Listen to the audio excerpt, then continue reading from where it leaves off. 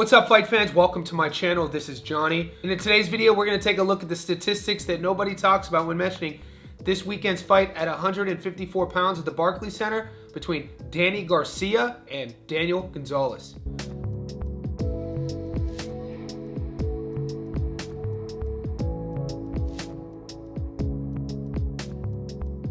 Guys, before I continue, I want to say thank you to all the new subscribers. Thank you to everybody who's been with me since day one. If you haven't already, could you please remember to hit subscribe?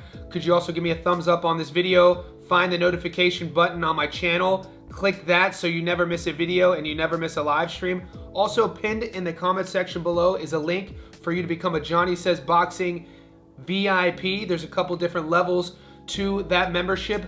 Both levels get you access to our private betting boxing Discord. Become a part of our community now. But the level 2 membership, which this video is all about, gives our members an opportunity once a month to feature by your choice a fight. So in this video, I just want to give a shout out to one of our VIPs, Sav07 on YouTube. This is your video, the swan song, DSG's last fight as he takes on Daniel Gonzalez. All right, guys, there's a lot of boxing to talk about this weekend. There's the MVP card. There's the card in the UK. There's a card in Long Beach. And there's this card at the Barclays Center between, in my opinion, a future Hall of Famer and Danny Garcia taking on Daniel Gonzalez. Gonzalez isn't going to be a household name. True American boxing fans will know who he is, though. He's fought in Yanin. His probably claim to fame was a loss against Chris Algieri. And he's one of these guys, never was a world champion. The Algieri fight, I think, was for one of these international world titles, and he fell short in that fight. And we know it's been well documented when this fight got signed that this is Danny Garcia's last fight. He talked about he wants to go out on his terms. So in this video, what we're going to do is take a look at his opponent himself. We're going to look at their careers. We're going to talk a little bit about how they go about their business.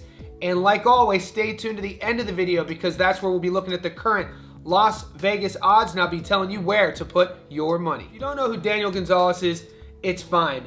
If you want to bet on this fight, it's fine. I'm actually on the side of, I think there's a lot of money on this fight.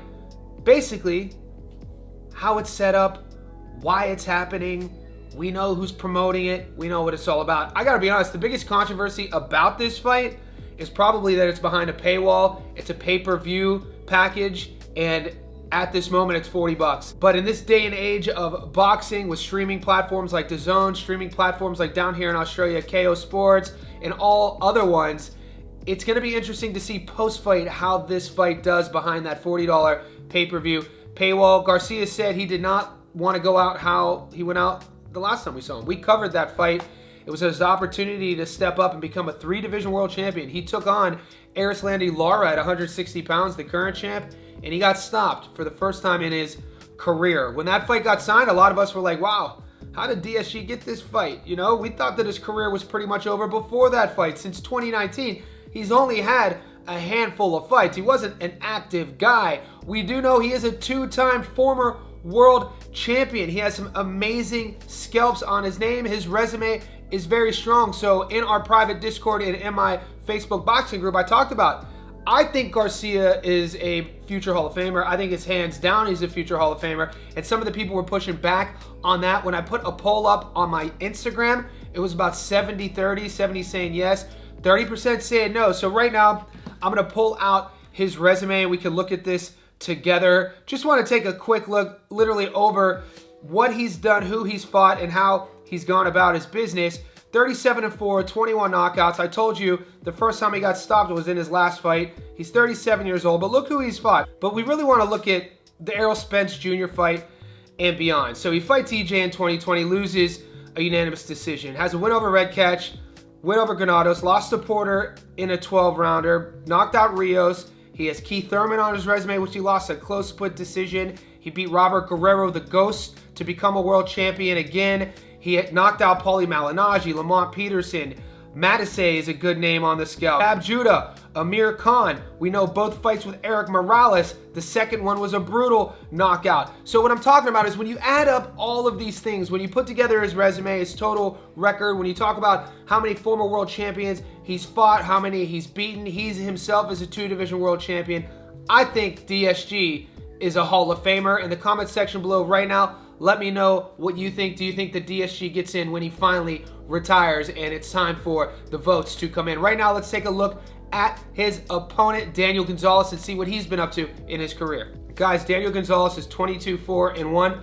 Of his 22 wins, 7 of them come by knockout. Of his 4 losses, he's been stopped once. He has 1 draw. He is not currently ranked in the welterweight division. This fight is at 154 pounds. He's fought a total career of 165 pro rounds and carries into the ring a 32% career knockout to win ratio. His adoring fans know him as El Gallo, and the American is a 5'8" orthodox fighter with a 68-inch reach. He was born and raised in Woodhaven, Queens, New York, USA. We last saw him fight in 2024 against Michael Anderson, 24-3, won a UD in the 10th.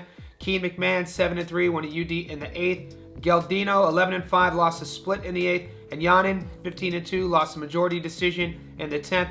Dixon, 10-25, won a UD in the 6th. So the one time in his career where he stepped up and had a really good opportunity to put his name on the world level was a couple years prior in 2019, 6 years ago already, against Algieri, and he lost against Algieri. And since then, he really hasn't done much. He's a New Yorker. He's a New York kid, so I respect Danny Garcia's game with giving him an opportunity, giving him a main event, giving him some of the pay-per-view money. I hope this sells. I hope it goes well for both fighters, and I love the sort of opportunity that DSG is given to Danny Gonzalez. What does Gonzalez have to do? He was picked for this fight.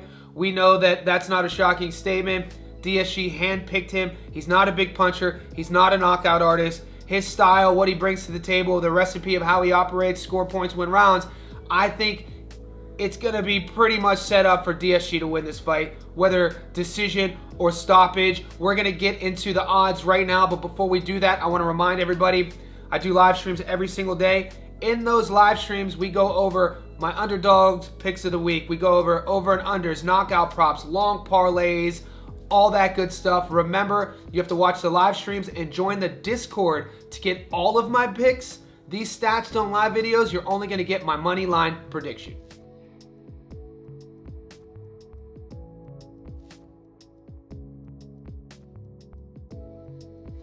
All right, guys, wherever you are in the world, let's pull out our betting apps and take a look at these odds. Currently, on the money line, it is no secret that Danny Garcia is a favorite, $1.22. 100 on DSG gets you your money back plus 22 bucks.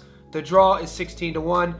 Daniel Gonzalez is a $4.80 underdog, meaning 100 on him gets you your money back plus 380 bucks. So Daniel Gonzalez isn't quite a 4-1 underdog. I got to be honest with you.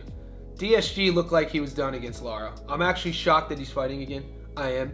If he wouldn't have come out this week, he did this interview on Reddit Boxing Radio. It's a bit of an obscure channel. I wasn't able to find video, but he was talking about he handpicked Gonzalez.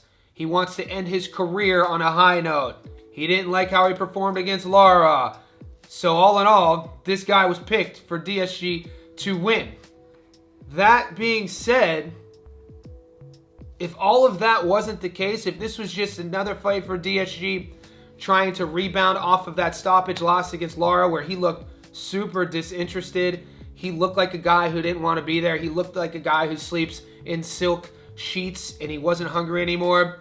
If this were a fight where he's still kind of talking like he wants to become a 3-weight world champion, I would be taking Daniel Gonzalez based off of what we just saw in DSG. But because he was handpicked, because we know how boxing can be, because this is in New York, this is his swan song, I don't see him losing. Gonzalez isn't a big puncher. Maybe there'll be some fuckery on the cards. Maybe Gonzalez will turn it into a sparring match. All in all, I'm taking DSG on the money line. Hopefully he looks good. I want him to go out looking great. I'm a fan of his career. If I had a vote, I would put him into the Hall of Fame. So I want to see him go out on the right track. Let me know what you think in the comment section below. Do you think that this decision by handpicking Gonzalez is going to backfire? Do you think Gonzalez being the 4-1 dog is good money? Whatever that is, let me know in the comment section below. Also, guys, if you haven't seen my breakdown, analysis, and prediction of an exciting main event, the British Commonwealth title at 160 pounds in the UK this weekend at your call between the current champion Kieran Conway taking on the 23-year-old upstart George Littard, stay tuned to the channel because that's coming up right now.